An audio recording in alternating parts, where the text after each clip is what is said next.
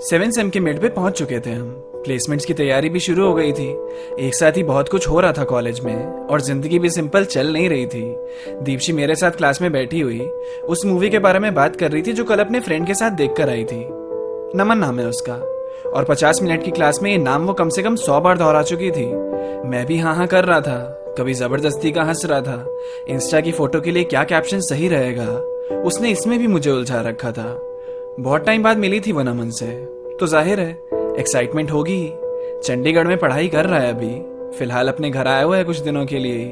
पुराने दोस्तों से मिलने की खुशी अलग ही होती है, पुराने दिन याद करने को मिल जाते हैं ना। और स्कूल टाइम तो वैसे भी बेस्ट टाइम होता है लाइफ का, क्योंकि वहाँ रूल्स तोड़ने के भी कुछ अलग ही मजे आते थे ना।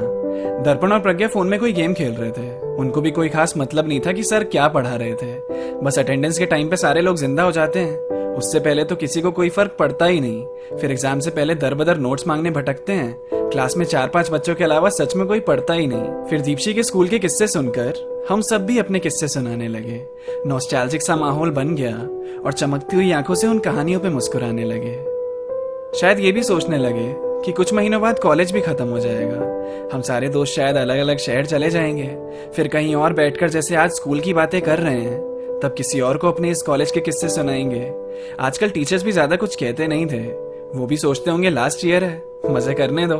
हम चारों ने वादे तो किए हैं कि हमेशा टच में रहना है, अब आगे जिंदगी कहाँ ले जाती है देखो। फिलहाल तो दीप्शी के लिए फीलिंग्स स्टक ही हो गई थी मेरी।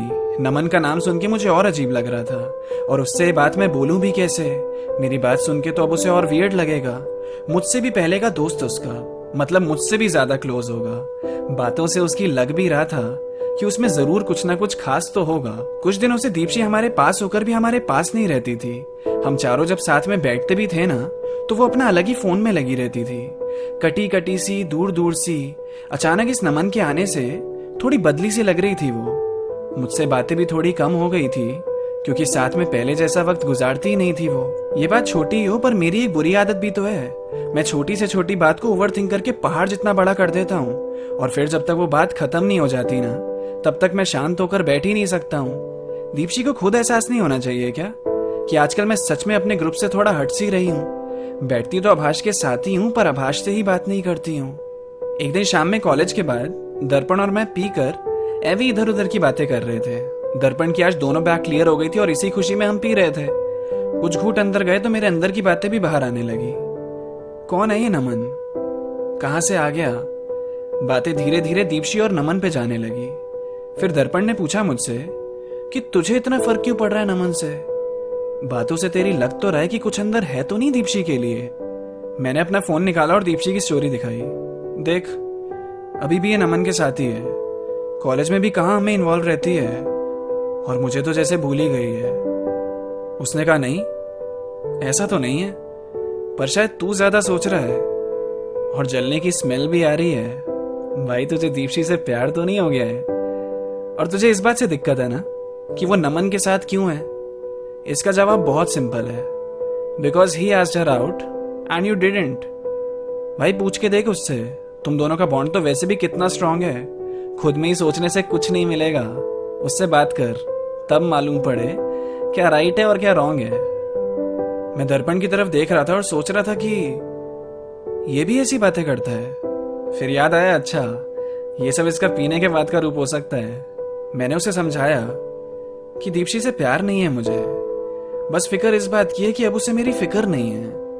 मैं बहुत सीरियस हो जाता हूँ दोस्ती के मामले में, क्योंकि बहुत लोग ऐसे ही दूर हो गए हैं मुझसे, और दीप्शी को मुझे खोना नहीं है। अच्छा चल, बहुत बातें हो गई, अब घर चलते हैं। रास्ते मुझे पापा की दवाई भी लेनी है, तो हॉस्पिटल आएगा ही आगे, वहीं से ले लेते हैं। हम दवाई लेने के लिए खड़े थे तभी मेरे दिमाग में पता नहीं कहीं से एक आइडिया आया। मैंने दर्पण से कहा, ओए दीप्शी के साथ प्रैंक करें। नशे में मैंने यही दिमाग चलाया। तू दीप्शी को फोन करके कह कि आभाष का एक्सीडेंट हो गया है और हम हॉस्पिटल आए हैं, देखते हैं वो मुझे देखने आती है कि नहीं। उसने फोन लगा दिया, उसे सोचा थोड़ी पागलपंती हो जाए। कुछ देर बाद दीप्शी घबराई हुई हॉस्पिटल पहुंच भी गई। हम दोनों ने देखा उसे और जोर जोर से हंसने लगे। आपके साथ छोटा सा प्रैंक हुआ है, हमने हंसते हंसते उससे कहा। उसने इतने गुस्से में देखा हमारी तरफ और चली गई वहां से, एक शब्द भी नहीं बोला। मुझे एहसास हुआ कि मैंने मजाक के नाम पे कुछ गलत कर दिया। उसने कुछ नहीं कहा, इसका मतलब उसको ज्यादा नाराज कर दिया। मैं भी क्या कर देता हूँ यार, करने के बाद सोचता हूँ नहीं करना चाहिए था। अब क्या कह के उसको मनाऊंगा? ये प्रैंक करने से पहले कुछ सोचना तो चाहिए था। फिर अगले दिन क्लास में दीप्ति मेरे साथ नहीं बैठी। मैंने दर्पण से बोला, वो हमसे गुस्सा आया बीबी।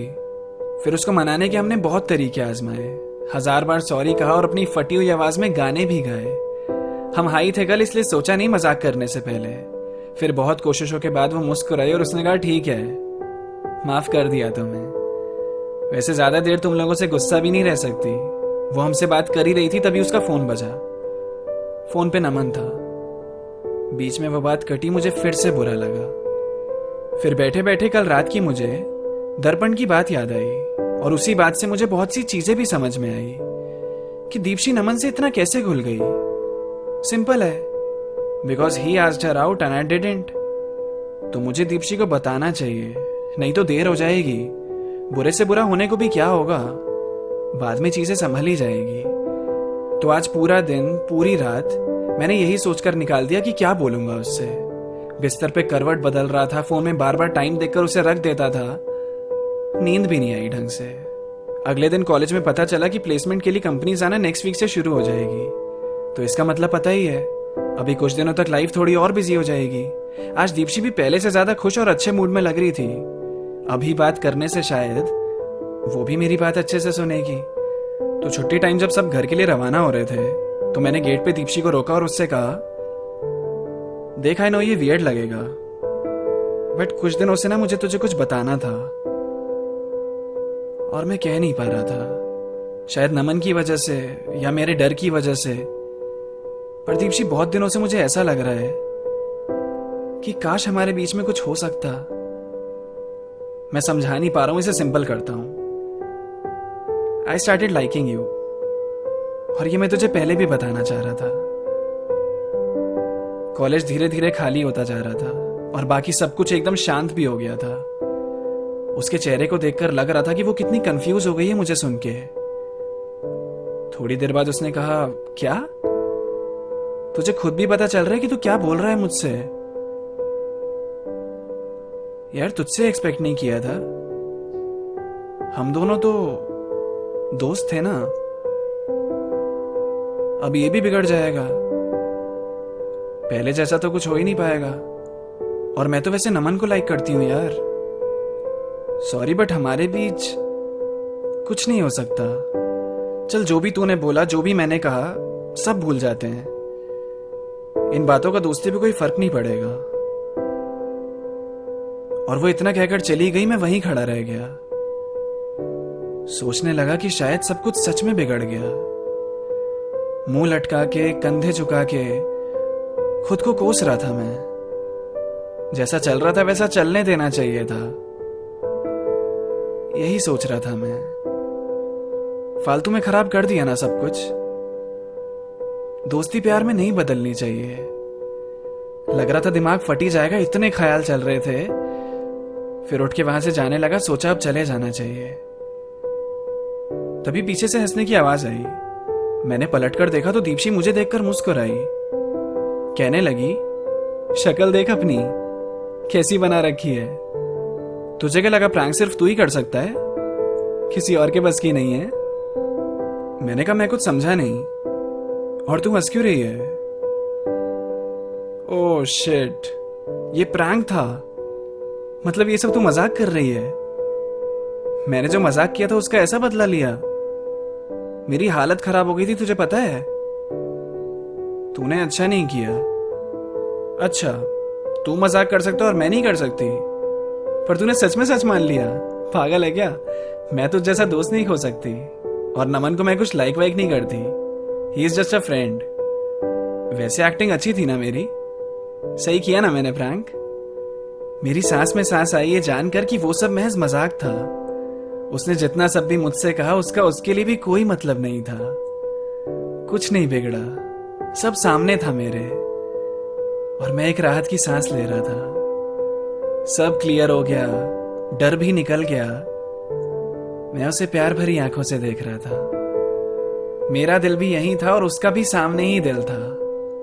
जाहिर तो किया मैंने, पर सच कहूं ये कन्फेस करना सच में मुश्किल था। Hi guys, now you can listen my stories on Spotify also. Description में लिंक है, गो चेक इट आउट।